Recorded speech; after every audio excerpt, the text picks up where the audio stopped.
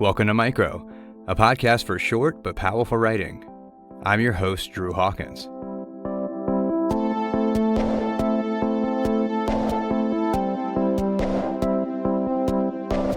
Galloping and Grief, Woven Stories, an open letter, and a pop quiz feature in our first episode of Micro Season 3. Make yourself comfortable because this episode travels to some uncomfortable places. This first piece, although it's brief, is as complex as the time and distance it weaves through. It's called A Continuous Thread. It was written by Lisa Suhair Majaj and published in the New York Times Tiny Love Stories, a series of autobiographical stories of love that are 100 words or less. Enjoy.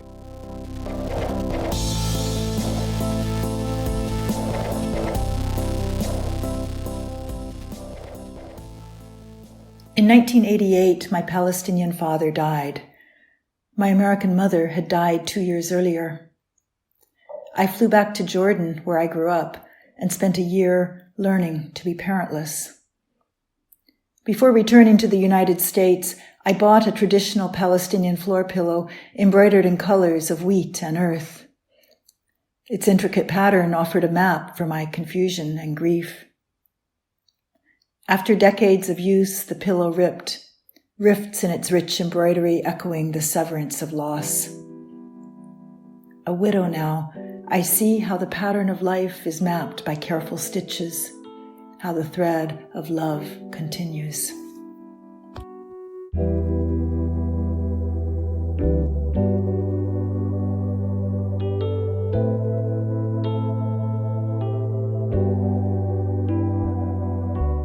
Lisa Suhair Majaj, a Palestinian-American writer living in Cyprus, is the author of the prize-winning poetry volume Geographies of Light, published by Del Sol Press.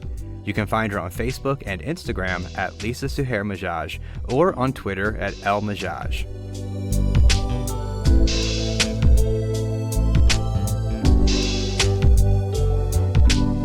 Our second piece can only be described as thunderous, with a rhythm akin to its buffalo subjects. It's called Buffalo Poem. Written by the poet Jimmy Santiago Baca, this piece was published in The Buffalo Way, a project from the Wildlife Conservation Society that seeks to use art as a vehicle for social change. Enjoy.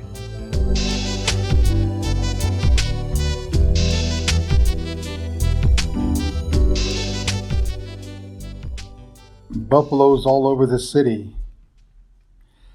I hear the explosive sounds, rat, tat, rat, boom, and nostrils blowing, chest, huff, heaving. Buffaloes are coming. Shuddering air. Dust trails smoke across skies, spreading dirt, clouding the air. Streams over housetops, obscure skyscrapers and stars. TVs flicker, then buzz, disrupt Netflix movies making mindless fools. Grab guns and shoot away. Grab knives and slice. Clubs and bludgeon and bombing. Buffaloes are coming. Buffaloes are coming. Furry, bulky bodies, avalanche, hooves, thunder, rumbling pavement. Thudding, crack streets, toppling street lights, hemorrhaging traffic, exits jammed. Martial's law is declared. Armored military goon squads and Bradley tanks roam the night with orders to kill the four-hoofed creatures. But buffaloes are coming. Down the Appalachia Trail and Continental Divide, grinding falls, patriots beneath typhoon hooves, stampeding metal weapons, money, power, buffaloes. I tell you, the buffaloes are coming. Across the Grand Canyon, splashing over Niagara Falls, spanning one end of the world to the other, the buffaloes are coming. Hear the cries that the buffaloes are coming. Smashing homes and hearts, waking people, stirring them to think, to feel, to do away with the profit margins. Buffaloes are coming. In New Mexico, where I am, I see them. Friends call to say they see them too. New Hampshire woods, Seattle shoreline, India's mountaintops, buffaloes. I tell you, the buffaloes are coming. Across deserts in Kansas, cornfields, across Alabama football fields, Florida golf courses, Southern California beaches, flattening New York City gems, crushing treadmills, stationary bicycles, and elliptical machines. And as the sun rises over the cliffs and on my cabin, here I am just getting up, lying on my side. I watch the sun hit a distant peak, slowly comes into sight, emerges from dusk. It's time to get up and get the day's chores done. But this morning, a white buffalo stands visible in the autumn mist, and I dash out. It approaches me in my pasture, and I give it a slap on the rump, and it bolts through the forest trees. And watching it, I have a desire to follow, to answer its call. I heard its voice. It spoke to me the way fire talks to darkness. Get on with the lighting of you up. Get on with the lighting of you up, it said. Gristle and knees, shoulders and neck, get on with the lighting you up. Stomach and fingers, its voice spread throughout me. Get on with the lighting you up. One beautiful, smooth spreading of light, its voice came. Live as a human. Live as human. Live as human.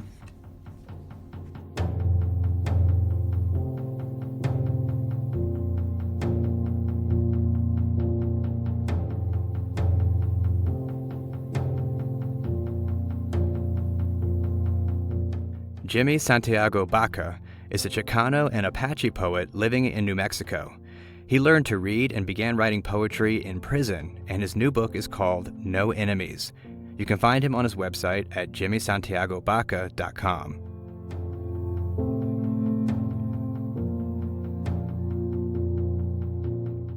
You may have heard of our third piece, called Ganymede. Winner of the Poetry Society of America's Lyric Award in 2017, it appears in a collection titled The Tradition, which won the Pulitzer Prize in 2020. And honestly, any poem by Jericho Brown is the version we prefer. Please enjoy.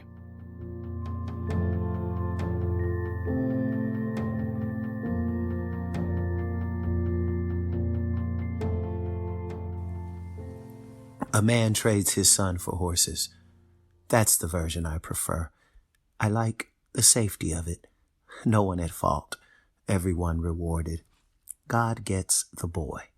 The boy becomes immortal. His father rides until grief sounds as good as the gallop of an animal born to carry those who patrol our inherited kingdom. When we look at myth this way, nobody bothers saying rape. Don't you want God to want you? Don't you dream of someone with wings taking you up?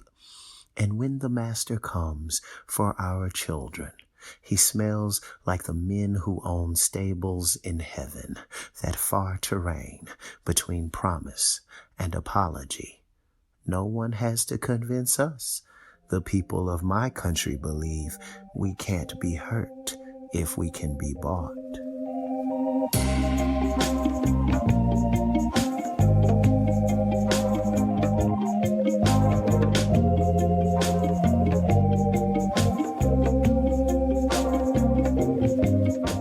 Jericho Brown is the author of 3 collections of poetry, including The Tradition, which was a finalist for the 2019 National Book Award and the winner of the 2020 Pulitzer Prize for Poetry. You can find him on Twitter at Jericho Brown or on his website at jerichobrown.com.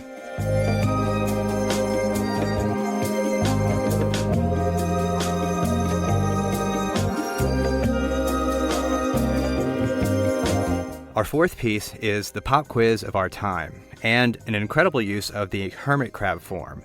That's where a piece takes the form or structure of something else, like a grocery list or a crossword puzzle, or in this case, a quiz. It's called A Pop Quiz for White Women Who Think Black Women Should Be Nicer to Them in Conversations About Race. It was written by Deesha Philyaw and published by Brevity. Enjoy.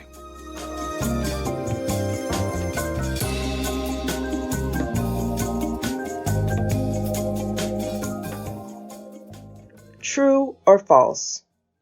Gender oppression is way worse than racial oppression. True or false? I am aware that Black women experience both, but feminists should stick together and focus on fighting sexism instead of getting distracted by what divides us. True or false? Racism is mostly about personal slights and hurt feelings, not a systematic form of oppression. True or false? I am aware that white women directly benefited from American slavery and that enslaved Black women were routinely raped by white men, but that happened a long time ago and has no bearing on our lives today. True or false? I am aware that Black women's low-wage labor as housekeepers and nannies made it possible for white women to enter the workforce in record numbers decades ago, but we are natural allies in the fight for equality today. True or false? I'm a beneficiary of white supremacy, but I'm sick of Black women making everything about race. I think they just look for things to be offended about.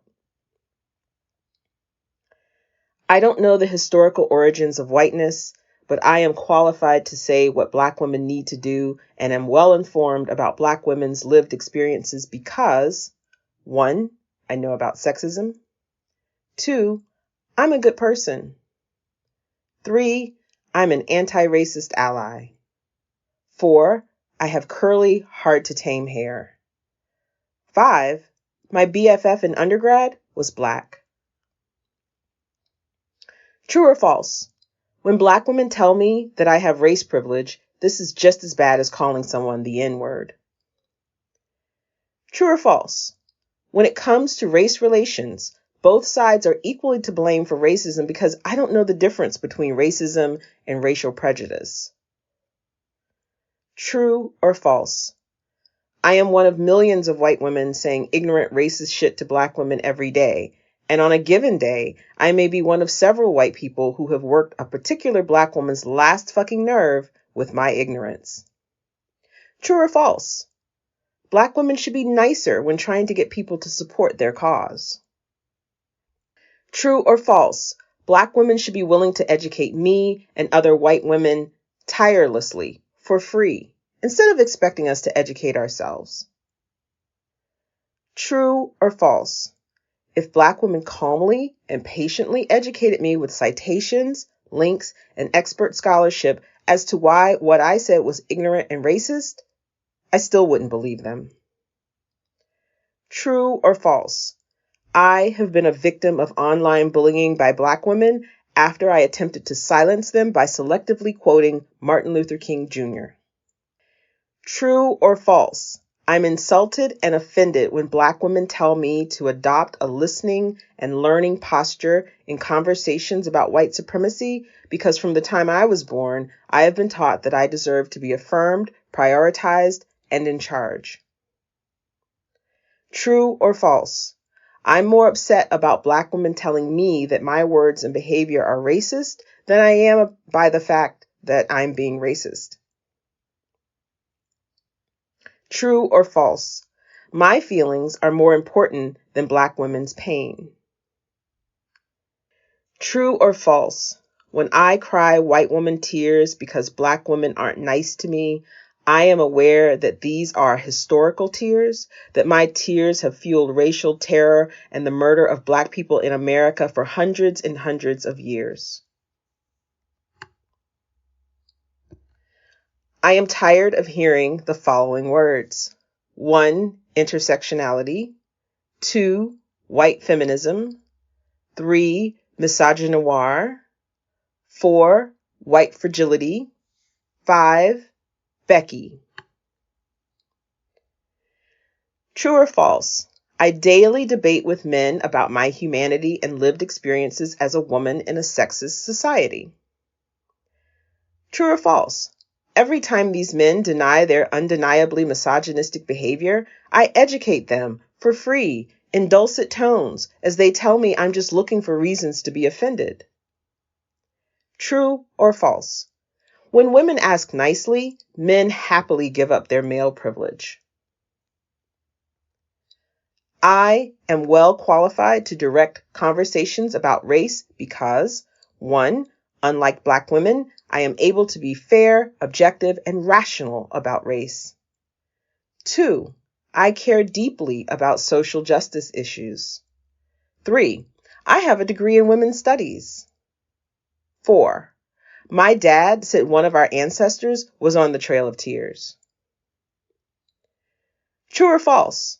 I am both the oppressed and the oppressor. True or false? I hate this quiz. True or false? I hate Black women. Well, I mean, not all Black women, just the angry ones.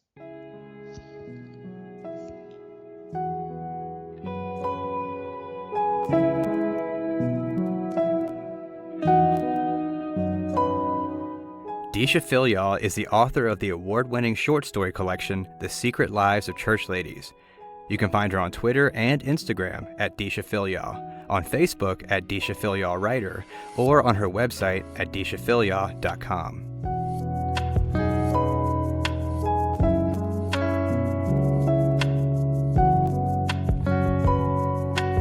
Our fifth and final piece is a message from a woman named Aysha.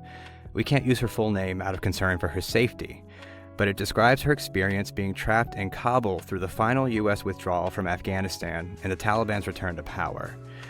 Aysha used poetry to express how she was feeling.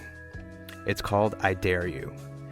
This poem was shared with us by Reveal from the Center for Investigative Reporting and PRX. Please enjoy.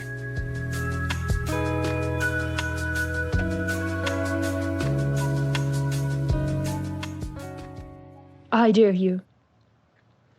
I dare you to live the life that I've lived. I dare you to sing after me the poem that I sing today. I dare you to hold your broken pieces of your heart and walk with me. Come live the life that I have lived. I dare you. I fear you.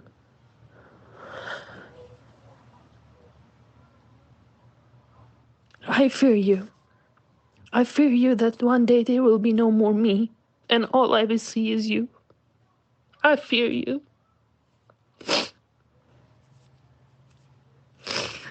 Oh, I wish I could never see, but I feel you. I feel you when I close my eyes. I hear the children. I feel them shouting. Mothers screaming, bullets firing, humans dying, men's bleeding. Oh, you're so terrifying. I hope that one day the plastic butterflies would turn into colorful butterflies where I play. I hope my childhood playing with dispensed bullet could turn into dolls and flowers. The 20 years I saw no peace, but fake promises every day. I dare you. I dare you today to live the life that I live.